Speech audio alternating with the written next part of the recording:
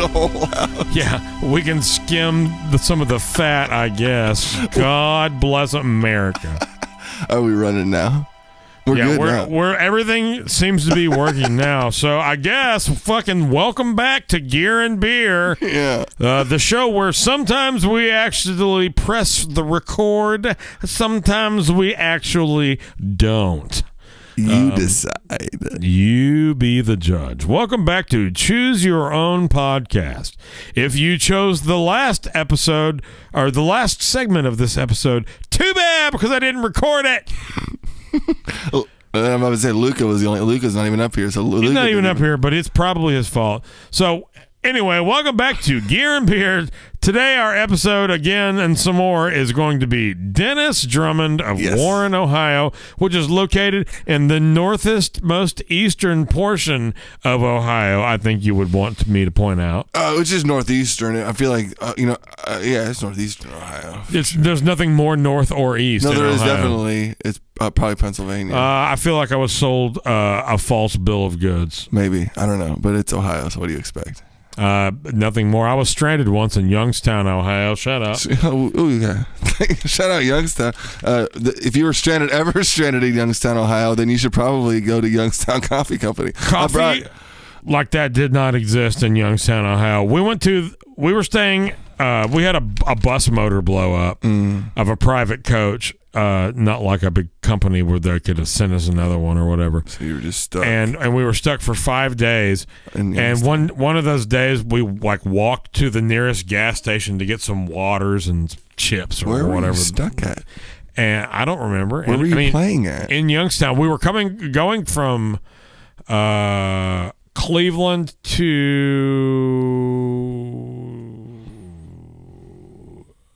somewhere in Pennsylvania, and we got stuck there, and we walked to this gas station, and when we went in there, about 40 seconds after we walked in there, the bass player had a bunch of police come in and start questioning him about some sort of domestic abuse situation. It was like, he was like, I'm not from here, man. Oh yeah. And they figured it out, but like they thought he was a guy that they were looking for, and it was not. Yeah, it sounds about right. Thanks, Sean. That was when Youngstown, Ohio, was the murder capital of America. What was year about was 2007? They were in the 90s. It was that too. No, it was. It's a great place, from what I understand. No, it's not bad. I mean, I'm from Warren, Ohio. That's where I was born and raised, which is like 15 minutes from Youngstown. But yeah, I mean, it's definitely. I mean, any place you look for trouble, you'll find it, and it's not. It's got some. Some riffraff here and there, but it's for the most part, it's good-hearted people. Like, we're Midwest, like Detroit's Midwest. We're factory. We're not farmland. And the fact that neither of you are any kind of west at all, you're in fact quite east. Very much. I don't understand. Like, but that's the stupidest thing ever, and it makes me crazy. Yeah, like the Midwest is like Kansas and Missouri, and Iowa. I feel like Iowa's not west either. It is more east than it is central. Mid states. Not really. I don't know, man. Yeah, maybe so. I've never understood why Ohio. I guess Iowa is about in the middle. Like Ohio, we are like, fuck you. Do you want a beer? Like, that's us. We're not like, oh, come on, let me make you a pie. We're like, let me bust your balls and then make you like we like you. Oh, come on, let me make you a pie. You know, like we're not like farm stand Midwest. We're like Detroit Midwest. Like, we're like factory Midwest. I mean, like it's the Rust Belt. It's the area where like in the 70s they had a big steel boom, and it ain't there now. But people still got to live there. People still got to make a living. But like there's really, like, summers are hot, winters are cold, and everything in between is usually overcast. So it's like it's a real small place to settle down with your family. Yeah, if you're looking, contact Warren, Ohio today. Cheap real estate, man. Yeah. So you brought the old 71 Walnut Boy. Yeah, man. And I don't think you can see it, but you'll see it in the clips of playing. Where is it? I don't know. Just full disclosure, I don't know where the cut point will be, but I accidentally did not record the first segment that we did, so we are starting over, and I'm great at this, and thanks to everyone for listening. But you also brought the old Kemper, so you played through that at the jam, and again, that will be in here. So we kind of, and I'll just kind of condense what we talked about. We were talking about you started playing when you were like 6 or something. When you got your first electric, your pops got an electric, and you and all your siblings played some sort of instruments, but mom and dad didn't. When did you start playing in bands and stuff? Like, I started taking. And like, what was that? What role were you in bands when you started? Were you just playing guitar, or were you singing also? No, I wasn't singing. No, I started playing in bands when I was like 11. Okay. That's about the same time for me. So yeah, I mean, it was when I saw. This is so warm right now. Well, you got yourself a nice, what is that, Modern Methods I brought you. That's from Warren. That's downtown Warren's finest. It's one of the best cans I've ever seen. I'm going to get a colder one between the next segment. Yeah. Hopefully, I'll remember to stop this one and start another one. I didn't press record this time. I just hate myself, but it's okay. No, I started playing in bands when I was like 11, and it kind of started from when I was taking music store lessons, like, you know, what you do when you don't know how to find a. Hey, bud, what solo do you want to learn today? Like, I can play you Boston's More Than a Feeling. Have you ever heard of a little band called LRB? No, and he kind of told me, he was like, you know, like, I've kind of shown you what I can show you. Like, you need to just kind of, like, you know. You need to fuck off. Yeah, go away. Look, kid, it's all I know. Fuck off. Yeah, I'll take your $8 a week, but fuck off. No. No, but it was, I'm trying to think. Did you have to like travel far? Was that something in Warren? No, there was a lot of little bars. I mean, like, I've cut my teeth in like a lot of little bars. Like, my cousin played out in the area. I had some friends that I'm trying to think even what was the initial like we had it's called a Drummond family band. My cousin played guitar, sang. He's older. My brother's 10 years older than me. He played bass. I just played the guitar and, you know, whatever. Played the solos. I didn't really know much. That's all I wanted to do back when I was. You were shredding? Yeah, when I was like 11, all I would do is just play solos. Just let me play solos. But like, we played this little festival in Vienna, Ohio. Vienna? Vienna. It's spelled like Vienna, but it's Vienna. No, I know. There's those all over the nation. Yeah, Vienna. And we played there, and then there was my buddy Jason had this kind of cover band thing, and he played guitar, played chords, and he was looking for somebody just to play solos. And I was like, oh, hey, well, I'm right on. That's all I want to do is play solos, right on. So I cut my teeth playing at like 10 to 2 at like these little bars and around Warren, Ohio, playing like, you know, Zombie or like 99 Red Balloons or like Lit My Own Worst Enemy, like these like your 90s like, yeah, woo, pop punk anthems. Yeah, but just like, let me just take like 5-minute long solos where it's just like everybody on stage is getting hammered drunk except for me and my dad, who has to drive me home. You know? Like, he was drinking Diet Coke, and like he ultimately ended up running sound for a lot of our gigs and like buying like he bought like our first real sound like PA system for my trio. So Pops was in response.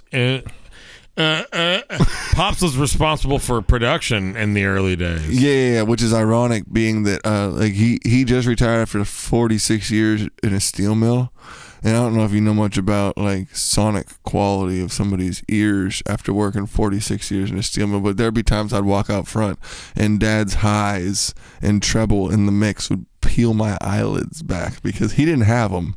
So he would set it to like how he thought it should sound, and I would walk out front and be like, "Oh, Dad, you work in a steel mill 9 hours a day. Okay, I get this whole like, but like he would be the only one that can't hear anything above like 1100. Yeah, there's nothing like there's like you just, you know, he's like, oh, this sounds great to me, but like you walk out front and you're just like, oh Jesus, man, just golly, blows tweeters every gig, you know. But like he ended up like running sound because he would be the one that would be able to like, you know, boost the levels here, like, hey Don, you know, bring the vocals up or whatever, and he kind of got a little knowledge of it, he had to be at the shows. I mean, I was underage until I was 21. I mean, I started playing. I was 10 years. That is how age works. That's how age works, you know. So I mean, there was 10 years. We don't make the rules. It's just follow them. I mean, I just got to do what I got to do, you know. Damn the man, bro. I try, man. I try. But he had to be there, and so he would be sober, and like he also had the van. My dad's a van man. You inherited that. I got a van too. But like, my dad always had a van, and like, what's funny is like he had an Astro van, 86 Astro van, which he drove 285,000 miles until the frame cracked, and he took it to the wrecker, and that was it. Like he bought it new, and so like the whole life. He took care of it until it died. Very good. But at one point in its life, he brush painted Rust-Oleum flat black. He called it "murdered it out," as my dad would say. And he, on one side, painted my one blues band, which was at the time Janglang. And on the other side, wrote my cover band, which was copyright infringement. So whenever we would haul the gear to the gig, depending on who was playing that night, he would park. Did you have your MySpace URL on the side as well? No, but what's funny is, I don't know. Just, missed opportunity. I didn't have. It was too long. It wasn't like it was an extended Astro van. It was just a normal length. Where's your QR codes, bro? Yeah, right. I'm bad about that now still. Same. I was just thinking, I was like, oh man, I gotta get a freaking QR code for all these shows that are coming up to make it easier for payment and stuff too. A lot of times, but I have a handwritten, like, it's bad, dude. I'm like, I think I get sympathy tips that way probably. Oh, poor soul. Yeah. Oh, he wrote that left-handed. He can't afford more than the clothes on his back. Yeah, I always hit him with this is for dog food and gas money. Usually we got me and my girl. We got kids at home, and they're all out of beer and cigarettes. Yeah, they all smoke. They're all chain smokers. Yeah, chain smokers. Chain smokers. But no, it's yeah. I brought you some. It's all Northeast Ohio stuff, man. I think I'm gonna swap this out for a cold one because I've just been doing all kinds of bad stuff, and I'm not willing to drink any more warm beer. You deserve better in life. You're right. On so many levels. So you went to Berkeley. When did you figure out that was something that you were even like considering? Like, was it because it was geographically a little closer to you than like any of the other like progressive style conservatories? No, I mean, I like. Or did you consider places like North Texas or MIT? Yeah, like MI out in California. I thought about that. I'm sorry, not MIT. Yeah, MI or GI or not whatever. That's smart, bro. Come on, MIT. Well, it's technically the name of the school is Musicians Institute of Technology, which is MIT, but everybody knows that as the Massachusetts Institute of Technology, where all the freaking dorks go. Where all the people nerds get lost, nerds. Yeah, narc. No, they. I don't know, man. I look back at like when I decided to go to college and stuff, and man, it was I was like 17. I was young for my class when I graduated, but like it wasn't. College wasn't not an option. I feel like growing up, like after I graduated high school, especially considering coming from my like kind of like I'm the youngest out of 3 kids. My parents were older when they had me, so they were at a different point. But like when I come along and I'm already making money, but I'm not making like a living, and it's like it's I want to be a musician, you know. It's like, well, you gotta go to college. And it's like, well, I don't want to go to college for being a manager. Like, I want to go to college for. I don't need a master's in business. Yeah, like I don't want to go do something I don't want to do, and then on the weekends do what I want to do. Like I want to do something I want to do full time, and I feel like that's like the biggest issue is trying to find the time to do what we want to do for the, you know, like, and people who have like, and that's the biggest like time I find now is just finding time to do what I want to do, which is music, you know, and so. Well, and part of the problem is, and you're probably a lot like me, and a lot of creatives are this way, but it's like. Sometimes, like, you're like, I have all these great ideas, but like the thought of starting the process is just like almost kind of like overwhelming. It's like I have this idea, but oh, man, I'm gonna have to go upstairs. I'm gonna have to set all this stuff up. I'm gonna have to program this thing. I'm gonna have to play along with it. Then I'm gonna have to get somebody else to play this part to where it's real. And then I'm gonna have to retrack what I did. I'm gonna have to get somebody else and like do all this. And it's like you talk yourself out of it when in reality, it's like, and that's why people have studios. You know, you set up a space where you can go upstairs, and if you have an idea, you can take a couple minutes and be ready to put that idea down. And that's something that I'm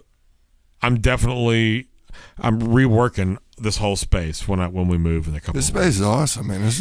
I feel like I did as good as this is like the 5th iteration of this space. Too. It's a very good utilization. I mean, as far as the space, you know, it's just killer, man. It's a fun spot, and I appreciate that. But the new space is bigger. The ceilings are straight all the way across. They're not quite as tall because it is a basement space, but the overall room is bigger. It's bigger, and I'm excited about that. Really cool to see. It's going to be a better workflow. I think I don't think I'm going to. This is like one of the last times that this setup will be I just realized that's on.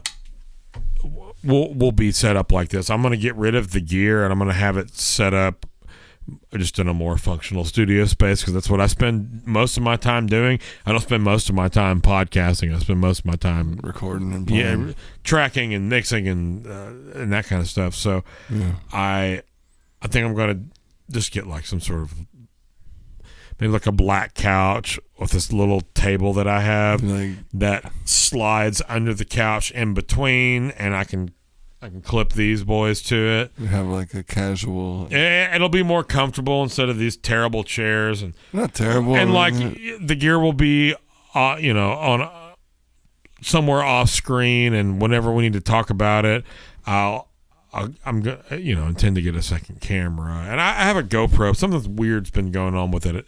I just haven't had time to chase that thing down. Get some drone shots. That's really what I need. You need a drone. And some aerial shots of the podcast space. Say areola shots? From like right here. You don't need any areola shots on this. Yeah, we need areola shots with drones. Just don't stand up while they're flying around. Areola shots. That's what... areola shots. Yeah, band name. That's kind of like Bob Loblaw's Loblog. Oh, what? Bob's Loblog? Bob Loblaw's Loblog. Loblog. That's I presume you have not seen the show Arrested Development. I mean, I've seen. There's a character played by Scott Baio. His name is Bob Loblaw. Loblaw. Mm-hmm. He's a lawyer, and he has a law blog, and so it's called Bob Loblaw's Law Blog. That's genius. When they made that, they're probably it's one of the stupidest things that tickles me every time I think about it.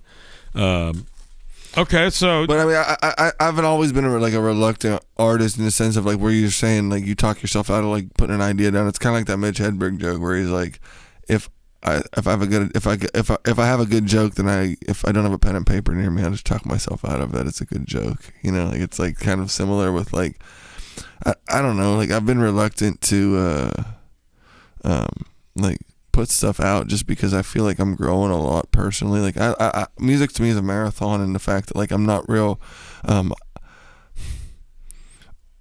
I second guess what I'll put out just because I feel like I'm growing like a lot. Like especially when I was away, like doing school stuff, like I was always learning so much stuff and absorbing so much stuff that I would always feel weird about putting this like period in this point in my life, you know, and like putting something out. Yeah, that's the beauty of the arc of the artist, though. But that's also the part of the battle. It's scary. I get it. It's the battle that like, you know, that goes with it. Some people are too eager to put out shit. Some people aren't eager enough to put out the shit, you know? Well, and I think that my whole point is like finding that balance and being like, okay, here's the idea, and when I have the idea, I pull out my phone and I record it into my thing, and then later when I'm like, okay, I need to create, what do I have? What can I listen to? Concepts that I've come up with, and that also I've not pursued. Trust in the workflow. I mean, just trust in like some of the biggest, knowing that you know how to do this. Yeah, and knowing that you've done it taking before. Taking what you hear and making it into something. And that like what you're doing now is an accumulation of what of a lot of stuff that you've done before, and it's not the end all be all. But it's also like knowing when to just walk away and having faith that you've like this is what it is. Seems to me you don't want to talk about it. Seems to me you just turn your mullet head and walk away. Deer and beer. Welcome back to Winter Beers in the Summer. Winter beers in the summertime. Winter beers in the summertime. Maybe, I think you might be onto something. It's not bad. It's like having a coffee outside when it's 90. It doesn't make sense right now, but it's not bad. I'm going to drink it. You should. I mean, it's 7.8. For gear and beer, I mean, you may have to carry me downstairs, but I'll just roll you. Yeah, that's definitely the move for me. That's more the move for me. I'm not trying to carry your ass. Roll the fat guy downstairs. I didn't say Can that. we get somebody in here to roll this fat guy out of here? I didn't say that at all. I did. So we got as far as Berkeley. From Berkeley, did you come straight here? Did you go to L.A.? Did you do New York? No. I traveled when I was at school. Like, I did a lot of, like, I spent a little bit of time in New York, not like months or anything, but like, a week or two in New York here and there. It's only a stone's throw from Boston. Sure. But when I left, 3 hours, unless you can throw stones really far. Well, yeah, I mean, I don't know how good your arm is, but I got long arms. That's true about you. Yeah. Lank. But we would take the mega bus from Chinatown to Chinatown. It would go from Chinatown in Boston to Chinatown in New York. And it would be like $30. And it would be a hell. I mean, it was what it was. It was a mega bus. It was like a Greyhound, but it would like if you had gear. Double decker? No. Come on, man. What is this? England? I mean, they do that. Well, no, not. It's a really populous area, man. No, we would do it from. Bro. But if you had gear, we had to do it with gear. One time we did this thing. It was called CMJ Fest. You ever hear that? No. It's in New York. We were doing a showcase for CMJ Fest, and I had to bring like gear on the mega bus. Like, and that was another thing about living in like a city and like getting around and not having a car. Were you living downtown, or were you living like Alston or Waltham or something? No, I was right in the like they call it the back bay. Cambridge. Back Bay is what they call it. Like it's right. Like I was like right across from the 1140 building, which is like Fenway Park was like back to the right of me. Copy. Like it was like real close to my apartment. I've been over there once. I've never been in Fenway. Yeah, like I never went to Fenway. I've been 4 years there and I never went to a game. I don't know why I didn't. Yeah, that's a mistake. It's a pretty cool place. Yeah, it's very pretty American cultural. Place to check Very out. cultural thing to absorb. I have a hair on mine too. Yeah, well, I got a dog that is adorable. He is the best, and his hairs are very long, and they're very white, and they're very everywhere. They're loose. He's on the loose. And loose hair follicles. He got them hairs on the loose. Ooh, excuse me. I'm just kidding. That's not how I talk. Yeah, I could tell. So, but I lived right in the downtown, so like whenever we would travel, we would have to take public transit. Yeah, but where did you go after Berkeley?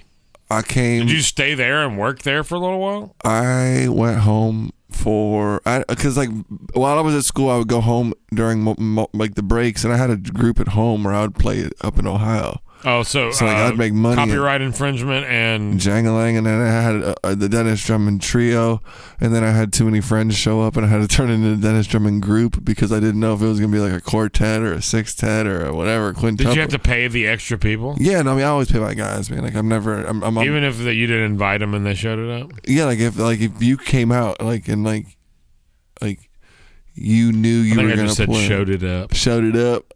And you know what's bad? What I say is like. Me and my friend writ this. Y'all writ this? Yeah, instead of wrote or written, like I always say writ, and I don't know. It's bad. That's pretty bad. Writ. I have a buddies from Alabama that one brother told the other one time, "Don't set that up there; it's gonna get fouled off." It's gonna get fouled off. Yeah. As soon as he said it, he realized how stupid it sounded and started laughing. But it was in.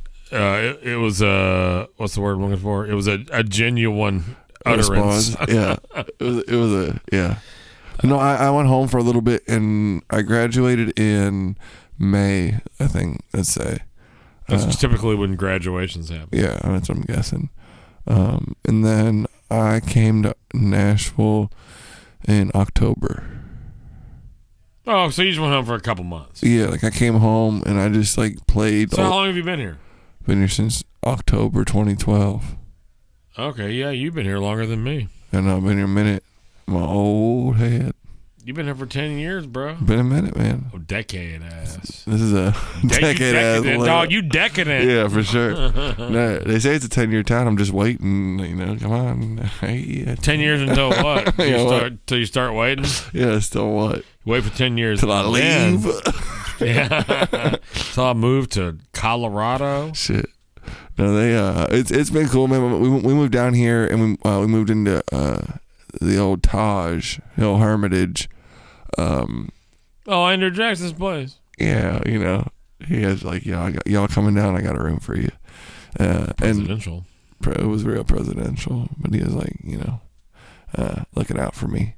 But he, no, we moved in. We moved out there, and then like, I just started working at the Opryland. Opry Mills, Opry, whatever the fuck it is, man. I don't know what the hell it is. Opry Mills? The mall. Yeah, Opry Mills. Yeah, but it's out at Opryland, but it's the Opryland exit at Opry Mills. The mall's called Opry Mills. I worked there. I worked at Fossil. No, okay. Man purses. They fixed my watch a couple times. I probably might have. You were not the girl that fixed my watch, I promise. Don't. It's 2022, man. I don't care what year it is. Anyways, I've worked there for like 3 months. We came down in October. That's right in like holiday season. I was like, let me get some jobs. I was able to get like a $9 an hour job at Fossil working holiday shift. So we did with that for as long as I could until I couldn't. And then I remember, I think my first like run in Nashville was like 10 days up to like Maine, and it was like $400. But like at that point, bro, like that's like 2 paychecks. Like, yeah, but how do you live while you're gone for 10 days on $400? But like food was taken care of. Like it wasn't like that was just like what they would pay me in pocket, like out of the fact. And so I remember like at that point I was just like, well, Fossil ain't paying me this, and I hate going to work at Opryland. Like that's Opry Mills, whatever. That's the thing I want to be doing. But we did this run, and it was in like a Hyundai Sonata. Like it wasn't like we were in a car. Like me, the drummer, the singer, and all the gear, driving to Maine from Tennessee. How does that even work? $400. But I was just wanted to make. I wanted to make a. I wanted to play. No, music. how does physically all of those things that you just listed? Dude, it was like she had the back seat down, one of the back seats down. She had the like mini PA system and a guitar, and like it was acoustic, and like a pedal board and stuff in the back, and the drum set was like this like collapsible in on itself like small cocktail kind of like kit. A stand-up kind of a thing? No, not even that cool. Like that's like I'd be like, oh, right on. But like this is like this is like the heads came off and every piece went into itself, and like it was just a weird whatever. Like a nesting doll drum set. Exactly, a Russian doll is what it was. It was a Russian doll of drum sets. But they it fit in like a bass drum size. So the bass drum sat next to the drummer, who was in the back, and like I was in the front seat because I took the height card on that one. I was like, yo, listen, 6'8". Boom, sorry. Sorry, I'm not getting tall in the as back. shit, I'm sitting up front. Sorry, that's what it is. And she drove. Here's my butt, kiss it. Because she didn't want nobody else to drive. So she was like, just 3 of you? 3. So no bass? Bass player was already up there. So like, he was the only guy who had it figured out. But yeah, we did it. Hey man, sometimes that is the best move. Like, you know what? I'm gonna see y'all there. Yeah, I'll meet y'all there. I'll get you. But I was just so eager to want to do like music because I was just so like I moved down here, and when I made the decision to move down here, like it was more or less like this is like making a living. Like this is more similar to what I'm used to up in Ohio. I mean, like there's it's not New York, it's not LA. It's a very like there's parking lots and like there's like normal ass Country, you can get to the country pretty quick. Yeah, like small town vibes, even though it's definitely not that anymore. It wasn't as expensive as it is now, but it wasn't as expensive as like L.A. or New York. You know? And neither was anywhere else. Yeah, but it was. But I was. It was honestly either going to be here or Austin. It was going to be my end up. Like I almost. You definitely made the right choice. I mean, Austin's kind of cool though. I mean, you're from. Texas, it's so. cool, but the work's not there. Yeah, and that's what it was. I came down here and I remember like, or it didn't. It wasn't. At one point, we did that gig up there, and then the guy that lived in the apartment complex played with this artist in town that wrote some songs for some country artists around, whatever. He was on Curb, and he was like, it was like my first legit fly date to like someplace Missouri. No, California. It was a California fly date, and it was like, it was a good haul, but it was like opening for Skinner. Whoever is left of Skinner, Ronnie. Yeah, Ronnie. Ronnie. It's not Ronnie. He's the most Vinny. one. It's Johnny. Oh yeah. Regardless, but it was like a festival where we were doing that, and he hooked me up because we like I remember seeing him loading in gear one night, and I was like, "Hey man, you play guitar?" He's like, "Yeah, like I'm carrying in instruments. Of course I play fucking guitar." And idiot, dumbass. But we talked and whatever, and we started hitting it off, whatever, and he threw my name in the hat for that. And then kind of things just kind of started like falling in place where I was doing music more than I was not doing music and having making some money at it. But yeah, man, it was calling out on Fossil and shit. Yeah, fuck Fossil. I mean, watch making ass. TikTok and ass. Your watch bands suck. Yeah, your watch bands suck. They suck. Do you know do you know Fossil owns like every company you could ever think of? Fossil. Did they own Dr. Pepper? As the first company I thought. No, man. Hey, I didn't make that claim. You did. No. That was the first company I thought. Watch company, bro. They own like Burberry and like Michael Kors. And what's funny is that we'd have people come in and be like, "Oh my God, this is such a ripoff of my Michael Kors watch." And little do they know that Fossil actually owns Michael Kors. And actually, your Michael Kors is nothing more than an overpriced Fossil. Man, I saw I don't know anything about Michael Kors except for I hear my fiance talk about it sometimes. Yeah. And I had this black Fossil watch for a long time, and eventually the paint started coming off on me. So I was like, I need a new watch, and I was just looking for black watches, and I saw this Michael Kors watch. It was like wide but thin, and it looked great. And I'd never seen Fossil make anything like that. I don't care who makes it. It was, a couple $100 or something. I didn't get it, but I still think about it sometimes. Do you?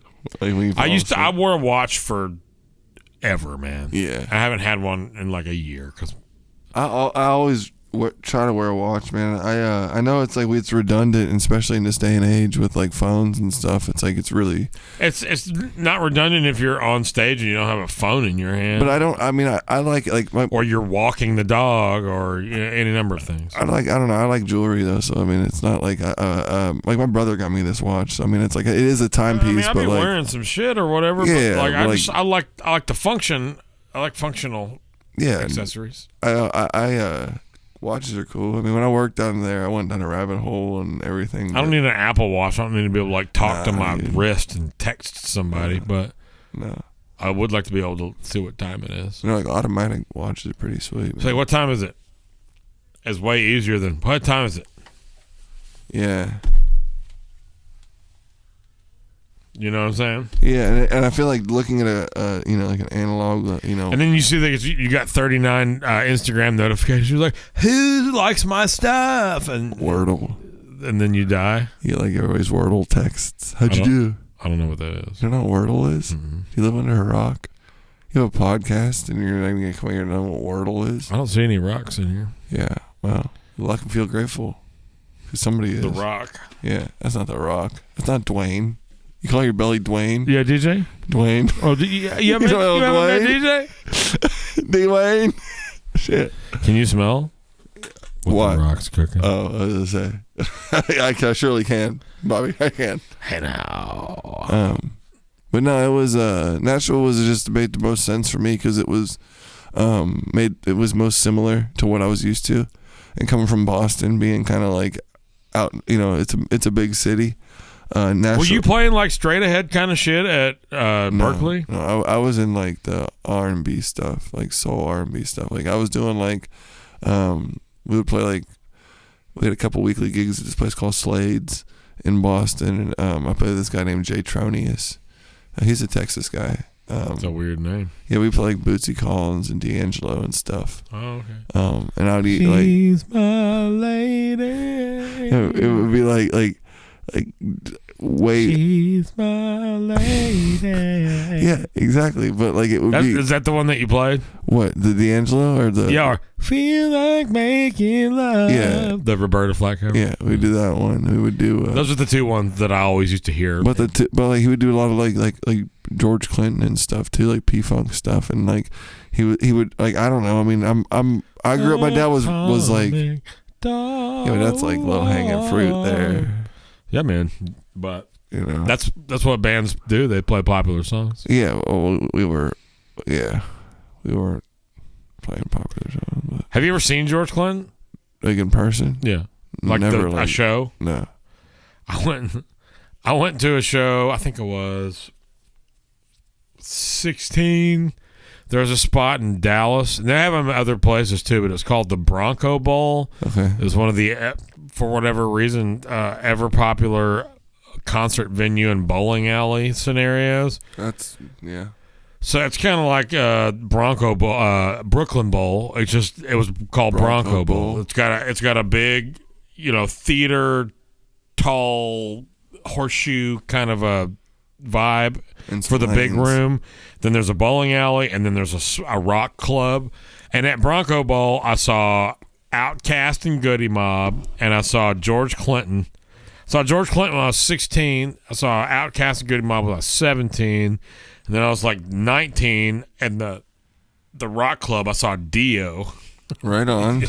It was a great spot, man. It was a really great spot. Yeah. And they tore that son of a bitch down. And another great spot in Dallas that they tore down was called the Dallas Music Complex. Now, it was basically just a big warehouse, but it sounded good and had a big stage. I saw Primus there when I was 14. My first concert was Santana. Oh, I'm sorry. Come on, man. My dad bought me those tickets, you ungrateful. If you enjoyed it, then that's fine. I was like 7. I was like 8. It was like Rob Thomas, You know that song? Oh, yeah. Yeah, all I can do is I love that drummers downtown that like to put that ironically in other places. Like up their ass and around the corner. Yeah, you know what I mean? Yeah. I play with this one guy that plays downtown some, and I don't play with him regularly, and I haven't played with him in a while actually. But anytime he does Friends in Low Places, instead of playing a guitar solo, he gives the drummer a solo. Oh, there you go. So funny. Good. That's what it needs downtown. They need more drum solos downtown. And also, that same drummer, his musical punchline was always putting the brick house fill in songs where it belonged the least. What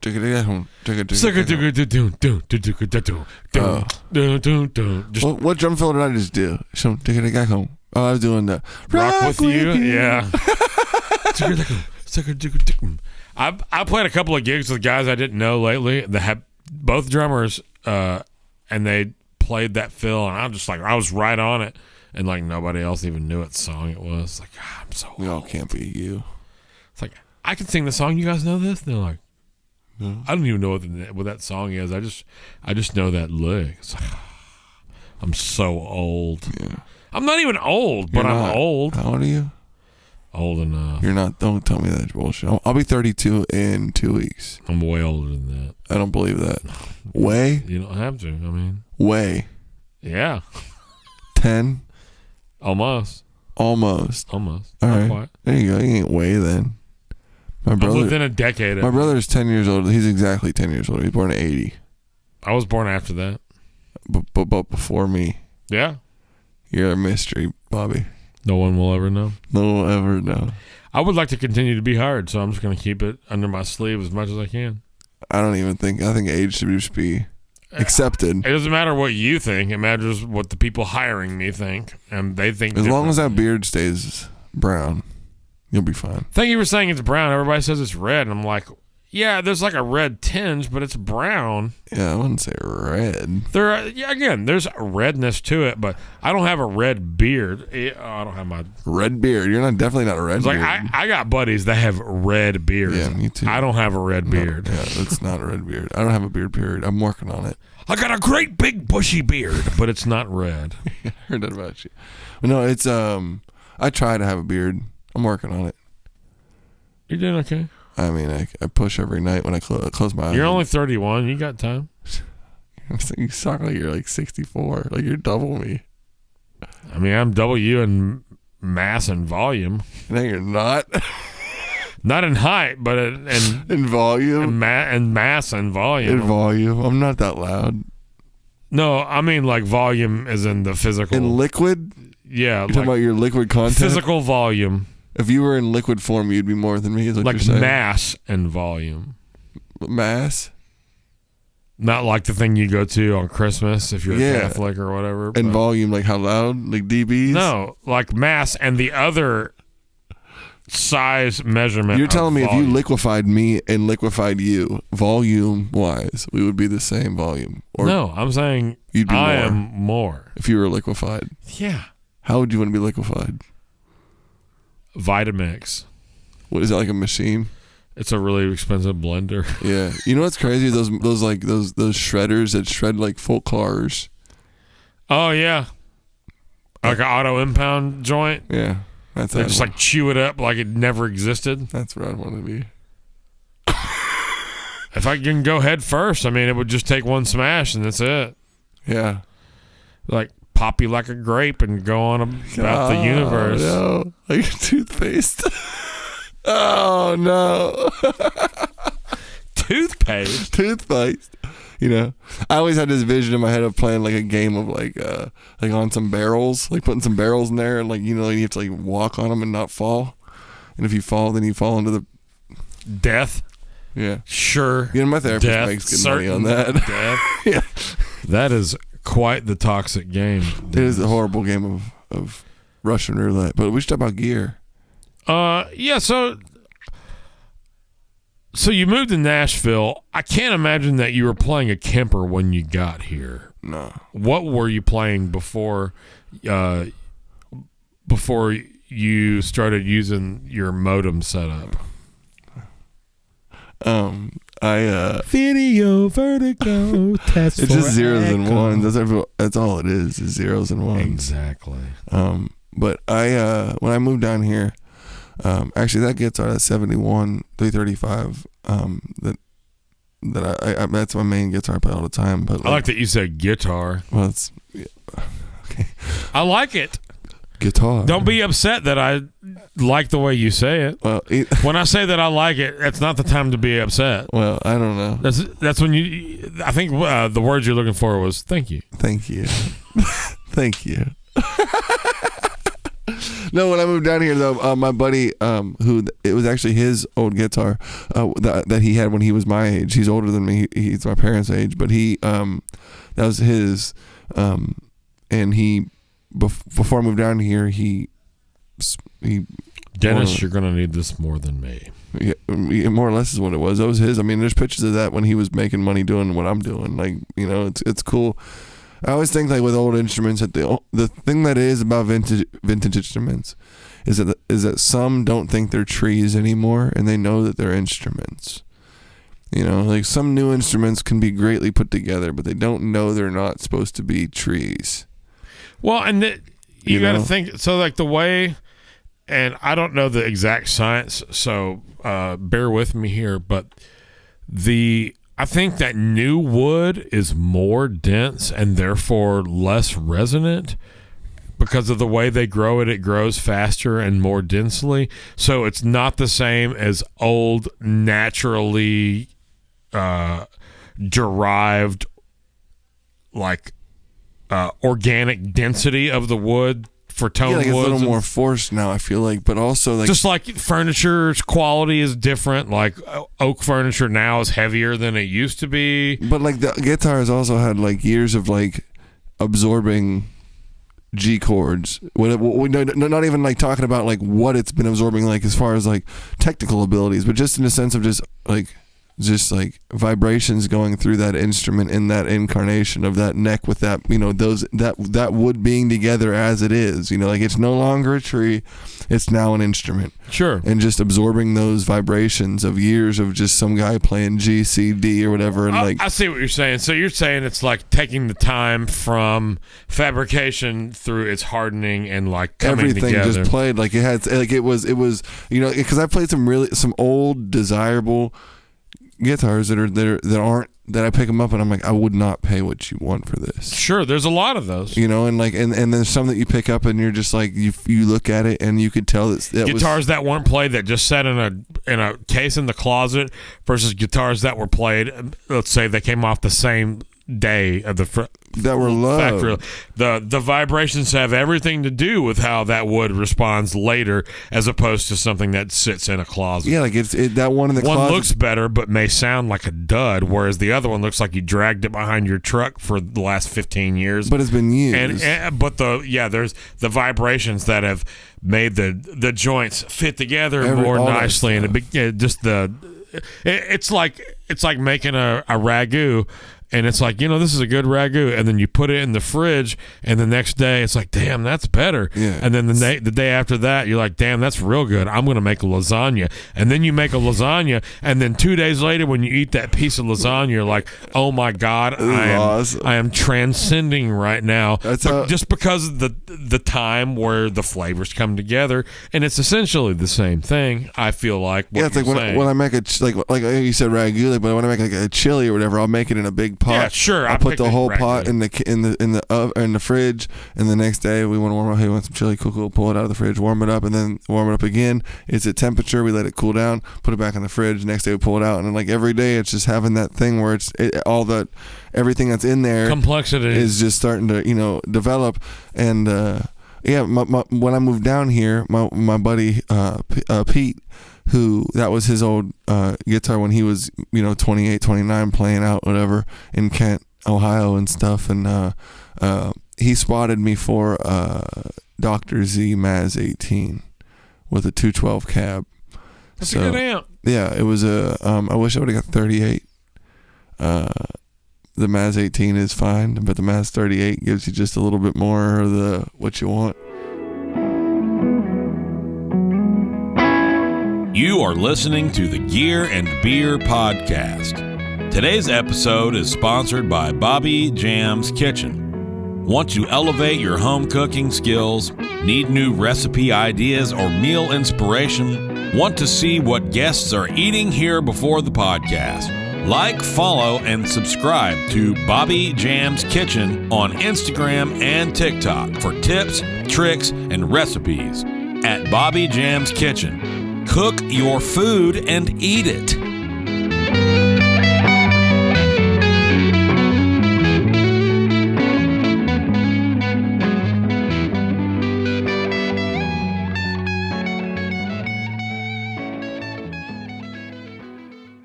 So he gave you a Maz 38. Yeah, it was a Maz 18. I'm sorry, but you wished it was a 30. Yeah, well, like looking back, I mean, if I could do it differently, I would have got the 38 just to have a little bit more wattage, because the 18 watts it's Class A, it's good wattage. Sure.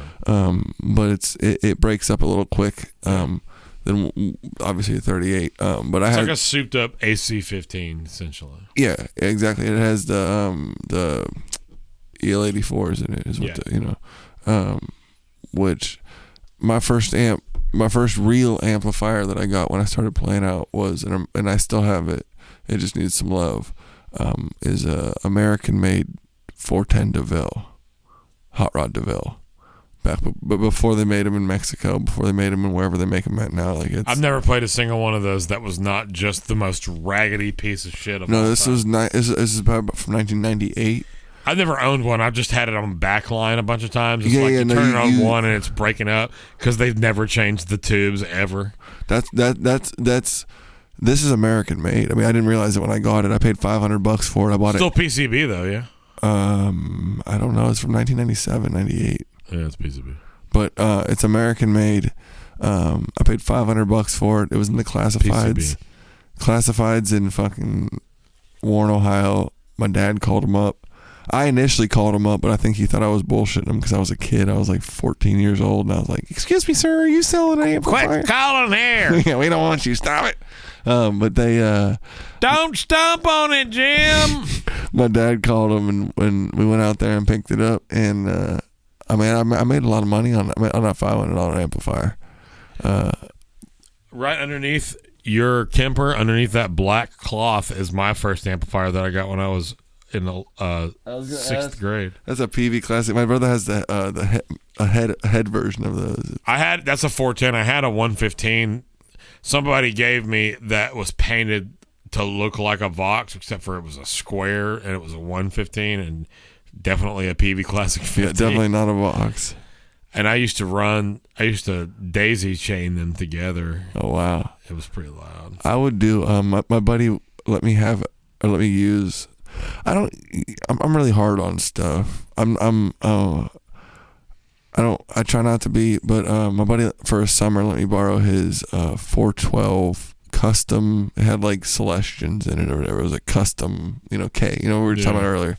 I don't know if we recorded that. I don't know that. I don't remember either. Either way, doing great. Yeah. Either way, I had a custom Coupe 36 single 12 that I would disconnect the speaker in, and I would plug in his 412 into my amp. I would make it, instead of a single 12, I'd make it a 412, and I would run that for like ever. Or like I remember running like I had a Radio Shack splitter for quarter inch, and I would run like 2 amps, so I'd run like out of my last pedal. Yeah, into the splitter, out of the splitter, into the amplifiers. And I remember like I using my buddy's like mid 60s Vibrolux. Could you tell there was a tone suck? I don't think I cared. I don't think I noticed. Could you tell? I don't think I noticed. I would have noticed. I would have. There may not have even been one. Yeah, but like I mean, it got me all I wanted. Like it was everything. Like I remember running like my buddy had like a mid. My buddy Pete had really good like. He had really cool vintage stuff. He was the first time I ever came across vintage gear with my buddy Pete, and the guy who that's his old guitar and stuff. Right. So I mean, like, he had a bunch of cool old stuff, old amplifiers, and he would, like if I was playing a big show or something, he'd let me borrow something cool, and I'd run a stereo setup because I remember like when I was like 11 or 12 when I saw like Stevie Ray Vaughan live at El Macombo. And being like, seeing that rig and being like, I want something like that. Like, this is way more than just a single. Yeah, but that was like, what, 4 supers or something? Something ridiculous. I don't know, man. I'm actually on these 3 dates in Texas, 9, 10, and 11. I'm going to play my 112. Well, it's actually booze that I've had for 3 years, but it's a 112 Woolly Coats third power. Yeah. And my dad's 74 Princeton. I'm going to run them stereo. Yeah, that'll be cool. I'm excited about it. The Princeton is like that those amps have become a ticket. Those are like... They've always been a thing, man. I mean, Mike Campbell's been playing a Tweed and a Princeton for like 30 years. My buddy Pete, he had a was it a Princeton? There was one called an Oxford, I think, and there was one he called it his Ivy League tone, but it was 3 little like practice little student amps that they made back in the 50s and 60s Fender. Champs? No, they were all. He called it his Ivy League tone because he would plug them, and it would be like 3 little ratty student, vintage student model. They're called Oxford? No, I forget what they were. He had the Princeton. I think he made a Harvard. A Harvard, yeah, and I think there was another one that was there. That was there, but he would put those. He would run them together, and it was like daisy chained, or yeah, like it would just be like that like out the effects loop into the input of one. Yeah, multiple low wattage amps, just kind of like. I mean, I don't know. That was like, but before I met him, man, I was playing. I had a Washburn with my first electric, I mean, that was like, we went to this place up in Ohio, and like me and my dad bought a package set.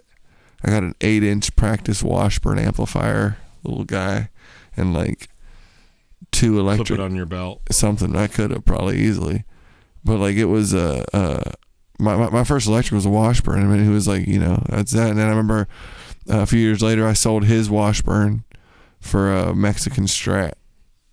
I had a Mexican Squire in the early 90s, the red with white $100 guy. Yeah, mine was Sunburst. I did a black guard with Texas Specials. Because come on, fancy. Stevie Ray Vaughan, all being from Ohio and all. Well, you moved on to a nice 71 Walnut Boy. Yeah, no, I'm very grateful for this. This guitar, I feel like I don't want to sound like cliche, but I feel like it kind of was like found me in a way, because like I started playing it in college, and then was that your jazz box? Ish, yeah, maybe. I don't know. My main instrument I played in college was like I have an Eric Johnson Strat. Back before like the maple, not the rosewood ones that they do now. But it's great. I love it. That was like my main one that I would play for a long time, and I went through an Anderson phase where I had a couple Andersons. I like the way those guitars play, but I've only played a few of them. I never owned one, and I just never could. I never was getting what I was looking for. Yeah. Yeah, I had one that was a hollow drop top S, which is a Strat hollow. Flame maple top, chambered body.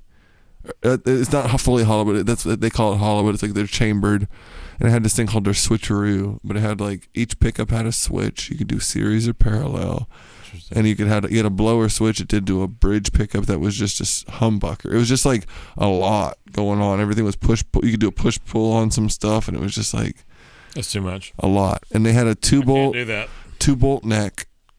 And it was like the neck would never like stay, like it would always. I like to like wiggle the neck a little bit to get a little natural, like chorusy kind of tremolo vibe to it. Man, have you ever seen? You know who Jim Lill is? He's a multi-instrumentalist. Lives here. I forget who he's playing with now. He's playing steel for somebody. He's got these videos. There's a link to them in the RJ Ronquillo episode. He did these like tone testing kind of like exploration videos, like where does tone come from kind of a thing. Theories tested. And he did a thing where he was like, he took the cheapest parts caster he could find and his favorite Tom Anderson. And he loved the way his Tom Anderson sound, and he just started doing things to this other one to make it work, changing things to figure out what made it sound more like. And the thing that made the most difference, in my opinion, was the electronics and the strings, and not the wood, because it was way lower quality wood. Now, it probably didn't play the same. That's gonna be a thing you run into. You can do like, I mean, if you want to put love on the frets, you want to put some love on some like, Yeah, but I just mean. Oh, excuse me. Ooh. Were they, they're really pushing through stuff, and so like the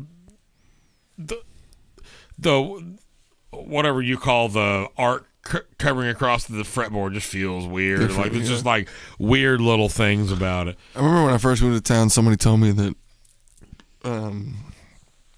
Jack Pearson like used to show up with like those kidney bean like pods. I believe it. The Jack Pearson that I know, he once told me he's been playing bullet strats as long as I've known him. Yeah, I mean like that's one of my favorite dudes. One day I hope to have $1,000 worth of these. And then he laughed. I was like, you probably already do, man. You told me you've got like 8 of them. Yeah, that's at least $800 worth of them. God dang. They're like 140. Save some for the rest of us, Jack. He's a sweetheart though. I was taking like lessons with him for a little bit, and my buddy Tim was also taking lessons. And my buddy Tim got married and had a kid, and something happened. His gear got stolen, and Jack just like felt called and just like bought him a telly and just gave him a telly. It's like, okay, I see you, Jack. I heard that same kind of thing about Russ Paul too. Really? Yeah, like we're like I forget I remember hearing that somebody lost some stuff, and I think in a fire or something. And he's a tinker. I mean, he builds strats or tellies, I think is what it is. But he has his own little thing that he puts together. His little, and he gave someone. That's pretty cool, man. That's what it's about, though, man. That's what it's about. I want to ask you some fun questions, and then we're gonna get you up out of here. It's already like freaking midnight, bro. Well, we recorded this whole thing, and then we didn't record it. Why you gotta bring up old shit? Because, Bobby, got that. There we go. You know what's funny? It's my first time meeting you. Is that was it SIR when we did that with Dan? I remember I showed up and I was like we would draw it down, be like 9 or whatever, and I showed up like 8:30, and I'm there, and I was like, yeah, I got here 8:30. Like, why would you do that? And I'm like, you got there like 9. I remember being like I remember being so like eager to be new for the gig, and you're just like, you showed up and you were just like, you're just so chill about it. You're just like, why did you show up early? Like, why did you show up so dang early, man? Like, it's cool, man. Like, we're chill here. Like, it's all laid back. Remember, it was like, it was like. Well, yeah, but I think that my point was that you couldn't get in before then. Yeah, you're like, why? Why be here before you can go inside? I think you had like flip flops and gym shorts on. And I was like, all right. I would just like to say about myself that I fully encourage people to be on time and or early. But if you can't get in, don't waste your own time. Well, I think that was my point. I know. Don't make me sound like time is not important, because I will fire people for not being somewhere. You fired my ass. You're fired, bro. That's it. I quit. All right, rapid fire questions. This is part of Geeker and Beer podcast, right, for better or worse. Is this like either or? A lot of them are for the first little while, and then they become a more short answer. Okay. So we're definitely going to fire off some either ors. Okay. So Metallica or Megadeth? Metallica. Miles or Coltrane? Miles. Matheny or Schofield? Schofield. David Lee Roth or Sammy Hagar? David Lee Roth. Vi or Satriani? Satriani. Wrong. Yngwie or James Burton? Sorry, bro. Sorry. I mean, I love Yngwie's audacity. I don't know why that question is just so weird, because I mean, I was like, what? How far apart can I get two guitar players? And yeah, that was the best I could do. That's pretty far. And everybody's like, yeah, but I love Yngwie, and I just want the answer to be James Burton. John Petrucci or Paul Gilbert? Paul Gilbert. I keep meaning to change this, and I never do. But Geddy Lee or Geddy Lee? That's what it says. Yeah. Yeah. Or let me ask you a question. Yeah. Do you know who that is? Yeah, of course, from Rush. Okay. Well, a lot of people don't. Yeah. Jazz or metal? I mean, that's a pretty. I don't care. Qualify it however you want. I mean, you could look at my playlist literally in my van right now, and it'd be Keith Jarrett or Black Dahlia Murder. So I mean, it's same. Like you know, I've got Despised Icon and Uptight by Stevie Wonder and Karen Clark Sheard Gospel in the same playlist. So I feel you. Yeah, but I mean, I'm not asking. Let's say jazz. I get more use out of jazz right now in my listening wise. Same. Live or session? Live. Single coil or humbucker? Shoot, man. I mean, I would say P90, but that's not even an option. But it's not. Let's go. It's in the 3. I got to say humbucker. That's totally fine. But like a neck on a Strat is so good. Single coil. Okay. Do you use a volume knob? Or you use a volume pedal? Yeah, I think I use both of them. I feel like. Really? Yeah. Like I sandbag a lot with my volume pedal, and then I use my volume knob accordingly as well, because with as much as I sandbag, I can like back off on my volume knob and get clean, and then. Do you run it like post gain, the volume pedal? No, but I don't really run like a lot of gain. I mean, I don't really try to like, like I don't know. I try to.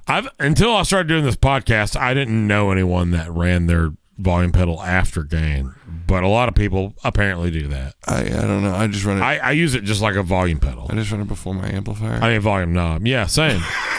Well, yeah, I forgot. You got a old console unit over there. Yeah. Jazz? Nope, I missed one. Do you use compression live? No, but I have. I mean, I like it on vocals.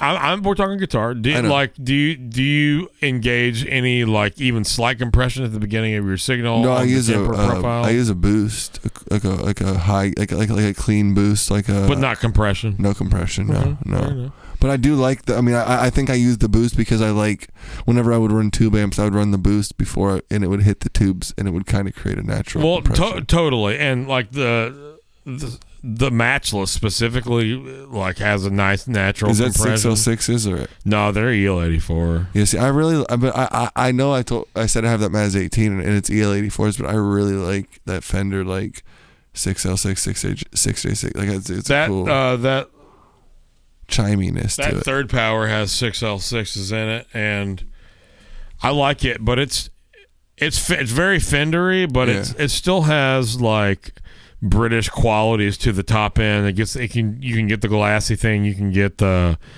like you can't get the glass like a Matchless gives you, or like a AC15 or a nice hand wired AC30 will get you. But it gets in the neighborhood. It's kind of like I think that's best of both worlds. I think that's the sound that hold on, let's see real quick. Yeah, the Morgan AC20 is the sound that I'm using. Like that was the sound that I use for like my bass amp sound that I've slowly been like kind of just tweaking away at is the AC20. So I mean, I guess that's you ought to come over here sometime with some cables and we profile all these amps that I've got never profiled with that. Really? I'm real bad about that. Do you just create from whatever's in there? Or do you have like Michael Britt profiles and stuff like that? When I initially got it, I got it like 8 years ago, like when it first came out. I got it to record at home with, and then I was real late to taking it out and playing with it because I just wanted to use tubes, amps, and stuff and whatever. And I started taking it out on a flight aid. I think it just made sense to take it on a flight aid. Totally. And I downloaded some profiles, found the AC20 felt the most like what I was used to in headphones, and with the cab and everything. And then from that point forward, I've like just slowly in every gig like tweaked it, whether it be live, studio, whatever, and just kind of found a good sound that I like for like that. But and I mean, if you step on the pedals, it'll copy and paste, and each number 1, 2, 3, 4, 5 is all the same thing. Like I don't have any like, because initially you just have a setting, you don't have a bunch of different. Yeah, like initially it was all different, and I'd hit it on accident, and my amplifier would jump to like a Marshall, like JCM, whatever the hell it is. I can see how that could be a problem. It's like I just copy and paste the same. Like I don't utilize this as much as it should, but with the profile, I'd love to do that, man, because you got some cool tools here. I got this Samson boy over here behind me. Same EL84s and that too. Yeah. So this is this exact same amp. This is the Mark Sampson era of Matchless. This is post Sampson. This is just Phil. Okay. It's the same components. The glass is different. They And they do cool sound different because of the glass. They make a good background. Yeah, they're beautiful and they're heavy and they sound amazing. They look, I love them both very much. Yeah, you said it. This is a bass question, but jazz or precision? P-bass. Do you know who John Paul Jones is? John Paul Jones, the bass player from, is it The Who? No. That's John Entwistle. My bad then. That's John. You got the John Paul. John Paul Jones is the bass player for Led Zeppelin. So many people don't know who that is. And he's like, everybody's sleeping on John Paul Jones. That's one of the nastiest dudes that's ever lived. But I mean, I don't want to sound like I don't really listen to much Zeppelin, but like I really don't listen to much. Like I mean, I respect. I've listened to Led Zeppelin in 30 years. Yeah, like and what's crazy? I was listening to somebody the other day, and I was like Actually, I learned songs for a gig like you 7 gotta or 8 learn months ago. a few. Two Led Zeppelin songs, and I always knew that John Paul Jones was an absolute motherfucker. But you didn't realize. But I was playing bass on this gig, and I'm learning the parts, and it like after knowing what the guitar parts have done because I played guitar for my whole life. Yeah. Never learned these bass parts. I learned the bass parts. Like, oh my god, he's not doing anything that makes any sense at all. He's like playing the fifth of the chord. It's like the whole chord progression, and when the levee breaks, it's like flat 6, flat 7, 1, kind of a vibe, and the bass is playing like flat 3, 4. He's just playing the fifths, and then it's like 7 3, 7 1, 7 3, flat 7 3, flat. If they're both flat. Well, they 7, played 3, it different back then. I feel like a lot of the bass players did that differently back then. Like you listen to any of that era. Well, he's just playing a part. He's like, how can I